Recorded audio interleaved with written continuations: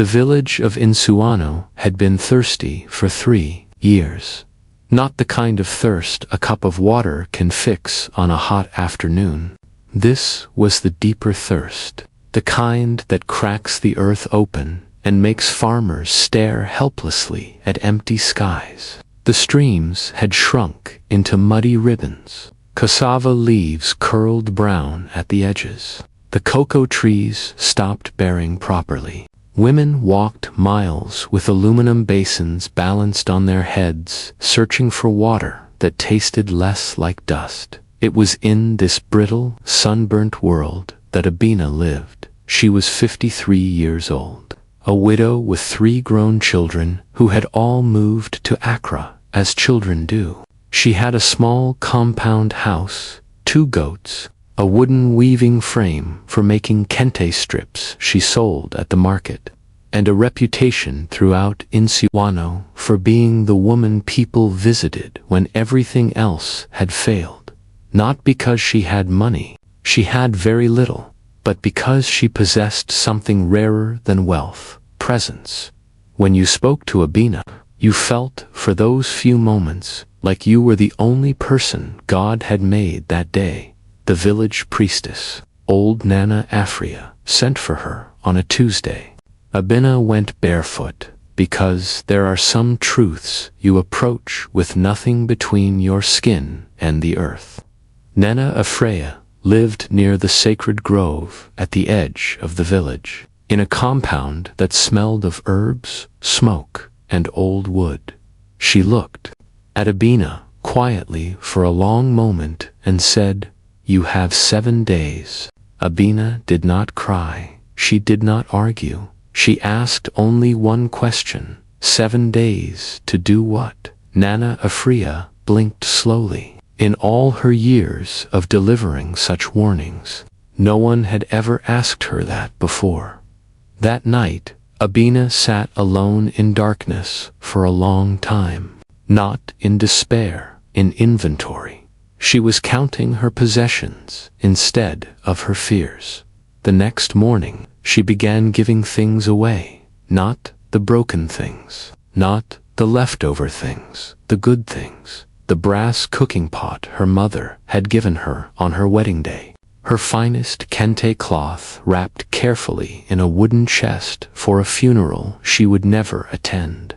Her weaving frame, the goats, the calabash of kola nuts she saved for honored visitors, the smoked fish hanging over the fire, her best beads, the bottle of palm wine she had hidden away for years. She gave the brass pot to the widow next door, who had been cooking with a cracked pan for months. She gave food to a family whose father had left for Kumasi, looking for work, and never returned.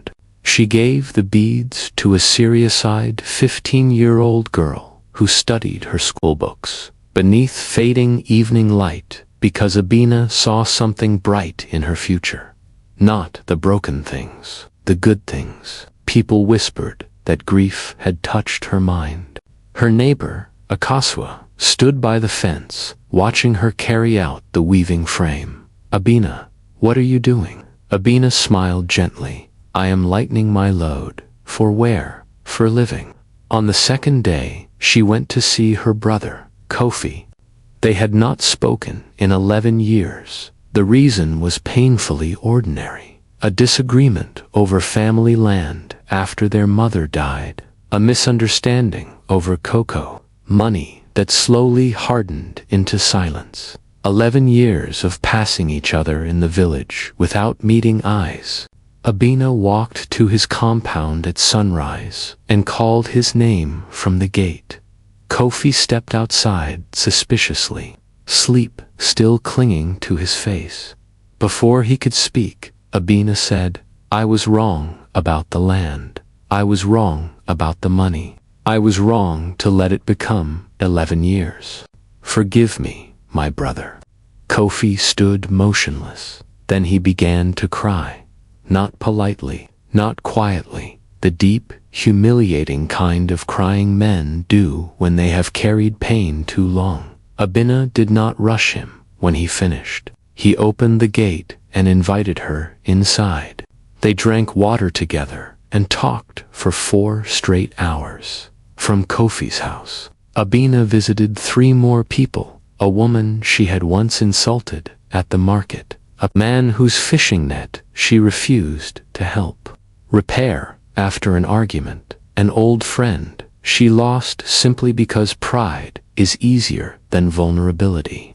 At every door she said some version of the same thing: I was wrong, I am sorry, I love you, let us not waste any more time. And somehow, by evening, dead relationships were breathing again. Villages notice such things. A village feels reconciliation the way dry soil feels rain. On the 3rd morning, Abena did the thing that convinced everyone she had truly gone mad. She climbed the dry hill beyond the village, the one stripped bare from years of charcoal burning, and began digging. She carried seeds and seedlings people had begun giving her in return for her generosity. She planted them beneath a merciless sun, with full understanding that she would never sit beneath their shade. She planted 4 children, not yet born. Children came to watch her. At first they laughed, but conviction has a strange power. It silences mockery eventually. By the 4th day, 3 people were helping her dig. By the 5th day, 11, as she pressed seeds into dry earth, she told them, the tree you plant for yourself is good. The tree you plant for your grandchildren is sacred. On the 6th day, Abena wrote letters to her children in Accra. She wrote in Chwai carefully and slowly, not farewell letters, instruction letters. She wrote about the gifts she saw inside each child. You have your grandfather's patience. You make strangers feel at home. You keep going long after other people surrender. She sealed the letters carefully and handed them to Kofi. She did not say, give these to them when I die. She said, give these to them when they need them. And there is a difference. Different people in Insuano tell this part differently. But everyone agrees on one thing. On the 7th night, something came to Abena's door. The night was silent enough to hear insects moving in the grass. Abena sat alone in her nearly empty room. She was not praying exactly, not sleeping either. She was simply present, present with herself, present with the silence, present with her life. Later, she told Nana Ephraim she had felt a presence standing at the doorway, not cruel, not cold, just enormous, like the sea, like the sky over the savannah. She did not lock the door, she did not beg, she did not bargain, she simply sat there, without fear, because there was nothing left to protect. She had already given everything away. She had reconciled with the living. She had planted her forest. She had written her love down. She had already lived more fully in 7 days than many people live in 70 years. And what death saw standing inside that room was not a woman waiting to die. It saw a woman already complete, already full, already alive, and you cannot take from someone what they have already given away. You cannot end what has already reached fullness.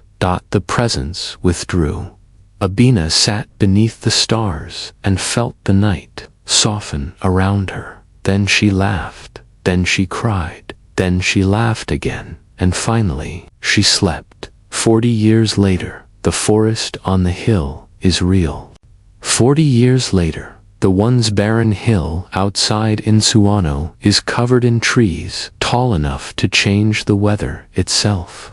The roots hold water deep in the earth. Streams that vanished decades earlier now flow again during the rainy season. Birds returned first, then butterflies, then life. The children who planted alongside Abena grew into adults who understood stewardship. because they had once placed seeds into dry soil with their own hands. One became an environmental scientist advising governments across West Africa on reforestation.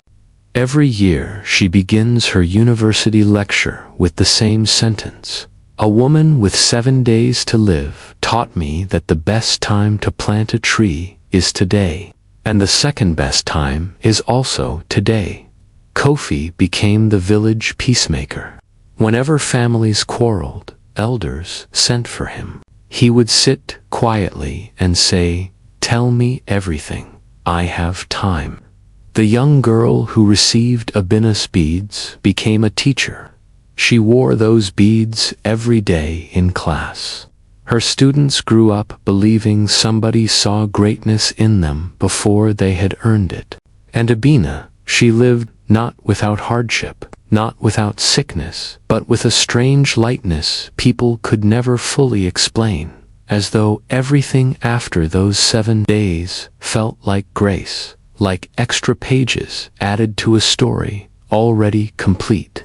She spent the rest of her life planting trees, giving away good things, reconciling quickly, writing letters that began, "I see something in you that you must not forget," because she learned something on that 7th night. Death is not the opposite of life.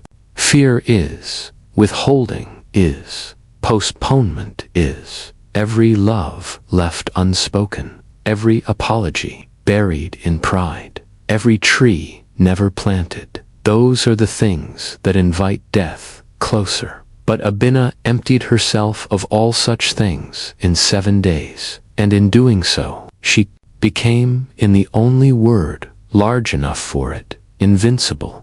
My grandmother always ended the story the same way. She would look directly at me and ask, "You do not have 7 days. You have today. What are you waiting for?" Please subscribe for more untold and inspirational stories. Thank you for watching.